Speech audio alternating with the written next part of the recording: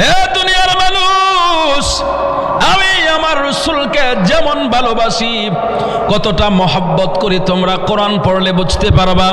কোরআনের মধ্যে আমি আল্লাহ বললাম, ইয়া ইব্রাহিম, ইয়া মূসা, ইয়া ঈসা, ইয়া দাউদ, ইয়া সুলাইমান। কিন্তু আমার নবীর ব্যাপারে আমি ইয়া মুহাম্মদ বলি নাই। আমি যখন আমার নবীকে ডাক দিলাম, আল্লাহ বলেন আমি ইয়া আইয়ুহান নবী বলে ডাক দিলাম, ইয়া আইয়ুহার রাসূল বলে ডাক দিলাম। একটু জোরে আওয়াজ করে বলেন আল্লাহু আকবার।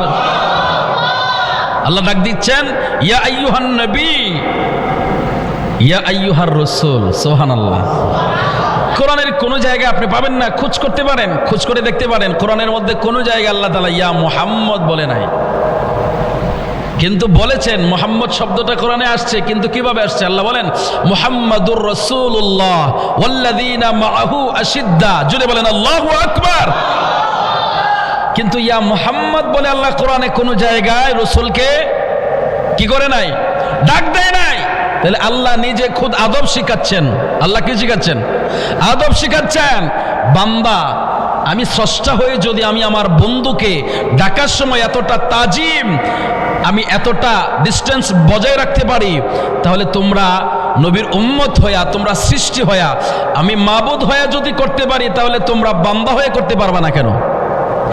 আমি স্রষ্টা হয়ে যদি আমার রাসূলকে আমি তাজিমের সাথে ডাক দিতে পারি, তাহলে তোমরা সৃষ্টি হয়ে কেন তাজিমের সাথে ডাক দিবা না?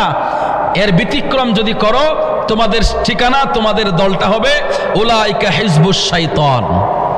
কার দল হবে? শয়তানের দল। এখন আল্লাহ তাআলা স্পষ্ট করে বুঝিয়ে দিলেন যে আমার রাসূলকে তোমরা সাধারণভাবে তোমাদের মতো করে ডাকাডাকি করবা না। লা তাজআলু দুআইর রাসূলি বাইনাকুম কা দুআই বা'দিকুম বা'দা। জুড়ে বলেন আল্লাহু আকবার। আজকেও দেখলাম আল্লাহ রাসূলের জীবনীতে আসছে, আপনি টুপিওয়ালা দাড়িওয়ালা, আপনি নবী না চিনলে কি হবে? বনের পশুরা তো আল্লাহ রাসূলকে চিনেছে। সুবহানাল্লাহ বলেন।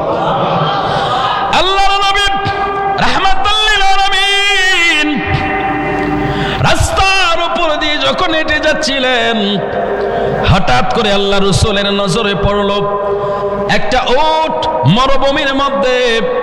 একটা উট কান্না করতেছিল। আমার রাসূল আস্তে আস্তে করে ওই উটের নিকট গেল। ওই উটের জবান থেকে উট আমার নবীকে সালাম দিচ্ছে, আসসালাতু ওয়াসসালামু আলাইকা ইয়া রাসূলুল্লাহ, আসসালাতু ওয়াসসালামু আলাইকা ইয়া হাবিবাল্লাহ। একটু জোরে আওয়াজ করে বলেন আল্লাহু আকবার। উট আল্লাহর নবীকে সালাম দিচ্ছে, ইয়া রাসূলুল্লাহ, ইয়া হাবিবাল্লাহ, হে আল্লাহর রাসূল, হে আল্লাহর নবী, আপনি তো শুধু মানব জাতির নবী না, আপনি গোটা কুল কায়নাতে যত সৃষ্টি জগৎ আছে সমস্ত সৃষ্টির নবী হলেন আপনি। জোরে বলেন সুবহানাল্লাহ।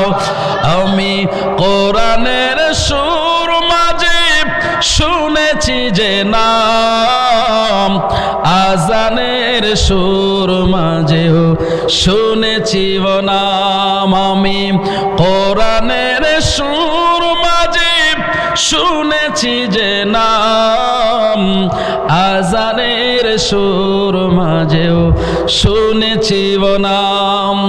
যে নাম শুনেছি আমি আমার হৃদয়, হে রাসূল নবীজি তোমায় আমি কোরআনের সুর মাঝে শুনেছি যে নাম, আজানের সুর মাঝেও শুনেছি ও নাম। একটু মহব্বতের আওয়াজে বলা যাবে না ইয়া রাসূলুল্লাহ। আল্লাহর নবী রাহমাতুল লিল আলামিন উটের সালামের জবাব দিলেন। আল্লাহর রাসূল বললেন, কি হয়েছে বলো? উট ডেকে বলে, ইয়া রাসূলুল্লাহ, ইয়া হাবিবাল্লাহ, নবীজি, আপনাকে আমার আল্লাহ সৃষ্টি জগতের সমস্ত কিছুর উপরে আমার আল্লাহ যেমন দয়ালু, আপনাকেও দয়ালু বানায়া পাঠাইছে। জোরে বলেন আল্লাহু আকবার। আল্লাহ কোরআনে বলেন, লাকাদ জাআকুম রাসূলুম মিন আনফুসিকুম আজিজুন আলাইহি মা আনিতুম হারিসুন আলাইকুম বিল بالمؤمنين رؤوف رحيم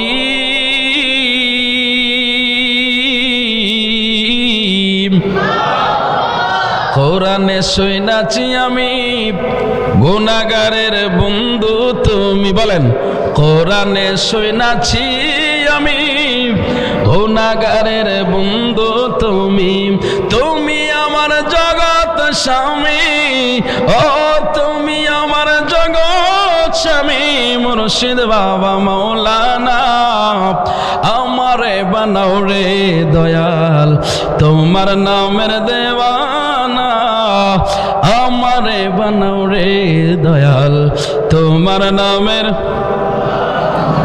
দেখায় আইলাম নূরের ছবি ও দেখায় আইলাম নূরের ছবি আবার যাইয়া দেখি নাই আমারে বানাও রে দয়াল তোমার নামের দেওয়ানা আমারে বানাও রে দয়াল তোমার নামের দেওয়ানা ডান হাতটা উঁচু করে মোহাব্বতে বলেন ইয়া রাসূলুল্লাহ আল্লাহর নবী রাহমাতুল লিল আলামিন ওই উটটাকে ডেকে বললেন উট কি হয়েছে তোমার কি পেরেশানিতে তুমি আছো কি কষ্টে আছো উটটা ডেকে বলল ইয়া রাসূলুল্লাহ আপনি মানব জাতির শুধু নবী না আপনি আমরা পশু জাতিরও নবী সুবহানাল্লাহ আরে জোরে বলেন না সুবহানাল্লাহ আল্লাহ যেমন রউফুর রহিম আমার নবীও রউফুর রহিম সুবহানাল্লাহ কইতেন না আল্লাহ রউফুর রহিম নবীও রউফুর রহিম বানাই বলছি না তো এটা কোরআন কোরআনে এমন কোনো কথা আছে যেটার কোনো অর্থ নাই অর্থহীন কোনো কথা কোরআনে আছে নাই আল্লাহ বলেন আমি রহমানুর রহিম আমার বন্ধু রউফুর রহিম সুবহানাল্লাহ বলে ওট বলল ইয়া রাসূলুল্লাহ আমি পেরেশানিতে আছি কষ্টে আছি আল্লাহর নবী বললেন রে উট কি পেরেশানি তোমার মধ্যে কি কষ্ট বলো বলে ইয়া রাসূলুল্লাহ আমি দীর্ঘদিন যাবত এক ইহুদির বাড়িতে কাজ করি ইহুদির আন্ডারে ইহুদি আমাকে ক্রয় করে এনেছে ইয়া রাসূলুল্লাহ ইয়া হাবিবাল্লাহ নবীজি আমার শরীরটা দুর্বল হয়ে গেল আমি আগের মতো কাজ করতে পারি না আগের মতো বোঝা বইতে পারি না ইয়া রাসূলুল্লাহ আমি দুর্বল হয়ে যাওয়ার কারণে এই মালিক আমাকে ভালো করে খাবার দেয় না আমাকে ভালো করে আমাকে সেবা যত্ন করে না আমাকে পানি দেয় না খাবার দেয় না ইয়া রাসূলুল্লাহ এখন সে সিদ্ধান্ত নিয়েছে আমাকে জবাই করে ফেলবে হুজুর আমি জানি আপনি রাসূল ছাড়া আর কেউ দয়ালু নাই আপনি রাসূল ছাড়া আমার মনের কথা বোঝার মতো সৃষ্টি জগতে আর কেউ নাই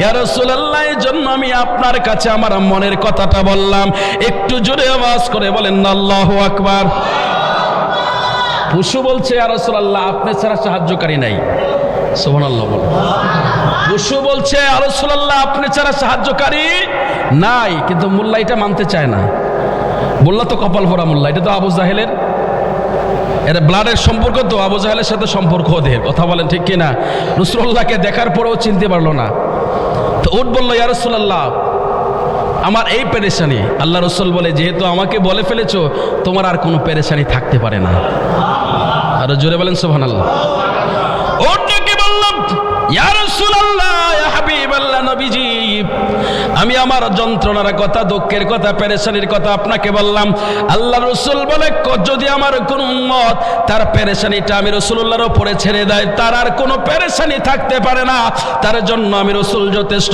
তার পেরেশানিটা আমি রাসূল কাঁধে নিয়ে নেই একটু জোরে আওয়াজ করে বলেন আল্লাহু আকবার এই জন্যই তো আমরা বলি নবী তুমি আমার হয়ে যাও বলেন নবী তুমি আমার হয়ে তুমি আমার আমি তোমার তুমি আমার একবার কথা দাও নবী তুমি আমার হয়ে যাও বলেন নবী তুমি আমার হয়ে যাও মোহাব্বতের আওয়াজে বলেন ইয়া রাসূলুল্লাহ আল্লাহর নবী রাহমাতুল লিল আলামিন ওই উটটাকে ডেকে বলল এখন আর তোমার কোনো পেরেশানি নাই, চোখের পানি তুমি আর ছাড়বা না, কান্না করবা না, তোমার পেরেশানি এখন আমার পেরেশানি, তুমি কোনো টেনশন করো না। আল্লাহ রসুল ওই উটের পাশে দাঁড়িয়ে রইলেন, অনেকক্ষণ সময় দাঁড়িয়ে রইলেন। কিছুক্ষণের মধ্যে যখন এবার ওই ইহুদি মালিকটা ওই উটের কাছে ফেরত আসলো, আসার পরে এবার আমার রসুল ডেকে বলল, এরে বেটা ইহুদি, এই উটটাকে তুমি জবাই কইরো না। সুবহানাল্লাহ বলেন, আর জোরে বলেন না সুবহানাল্লাহ। ইহুদি কো আপনি কে, হোয়ারিও, আপনার পরিচয় কি? বলে আমাকে চিনো না, আমি আব্দুল্লাহর বেটা মোহাম্মদ, আমি হচ্ছে মোহাম্মদুর রাসূলুল্লাহ। জোরে বলেন সুবহানাল্লাহ। তো যেই বলল যে আপনি সে রসুল যে নতুন ধর্মের কথা বলেন, ইসলাম ধর্মের কথা বলেন, বলে হ্যাঁ আমি সেই রসুল, আমি সেই ধর্মের প্রচার করি। বলে আপনার কথা শুনেছি, অনেক শুনেছি, কিন্তু আমার প্রশ্ন হচ্ছে আমি যে ওটটা জবাই করব এটা তো আমি জানি, আর কেউ জানে না, আমি ফ্যামিলির লোকের সাথেও শেয়ার করি নাই, আমি সিদ্ধান্ত নিয়েছি যে উটটাকে আমি জবাই করে ফেলবো, এটা দিয়ে কোনো কাজ হয় না। কিন্তু আপনার সাথে আমার এই ফার্স্ট টাইম দেখা, আপনি কি করে জানলেন যে আমি উট জবাই করার জন্য ছুরি বের করে আসছি, ছুরি নিয়ে আসছি বা ছুরি রেডি করে রাখছি, আমি জবাই করে ফেলবো, আপনি কি করে জানলেন? আল্লাহ রসুল বলে, বেটা আমি যদি নাই জানি তাহলে নবী হইলাম কেন? আর জোরে বলেন না সুবহানাল্লাহ। আমি না জানলে নবী হলাম কেন? আপনি সমস্ত ডিকশনারি দেখতে পারেন, আরবি যত ডিকশনারি আছে, ওই মোল্লাদেরকেও বললেন হুজুর, যে হুজুররা বিরোধিতা করে না ওদেরকেও বলেন, হুজুর আপনার ডিকশনারিটা একটু বের করেন, আরবি ডিকশনারিটা বের করে আপনি আমাকে একটু বলে দেন তো নবী শব্দের অর্থ কি? নবী শব্দের অর্থ কি আপনি বলবেন? যে হুজুর বলবে যে রসুল গায়েব জানে না, ওই হুজুরটাকেই বলবেন যে হুজুর একটু প্লিজ মেহরবানি করে যদি একটু সহযোগিতা করতেন আমাকে, আমার জানার জন্য, আমার জানার ইচ্ছে, হুজুর ডিকশনারিটা খুলে আমাকে একটু দেখান নবী শব্দের অর্থ কি। আপনি দেখবেন ওই নবী শব্দের অর্থ কইতে গিয়ে হুজুর বেকাচাকে খেয়ে যাবে, কারণ নবী শব্দের অর্থই হচ্ছে অদৃশ্যের খবর দেনেওয়ালা, অর্থাৎ গায়েবের খবর দেনেওয়ালা। যে গায়েবের খবর দেনেওয়ালাকে নবী বলে। সুবহানাল্লাহ। আপনি যে কোনো হুজুরকে জিজ্ঞাসা করতে পারেন, যে কোনো হুজুর, হোক সে কওমি, হোক সে দেওবন্দি, হোক সে আহলে হাদিস, হোক সে যে কোনো মাযহাবের, আপনি যে কোনো মাযহাব, এমনকি আহলে হাদিসের হুজুরকেও যদি বলেন যে হুজুর আপনার কথা, আপনার মুখের কথা আমি মানবো না, আপনি ডিকশনারি খুলে আমরা দেখান নবী শব্দের অর্থ কি, আপনি সব জায়গায় দেখবেন নবী শব্দের একটাই অর্থ, খবরদাতা। সুবহানাল্লাহ। আর জোরে বলেন না সুবহানাল্লাহ।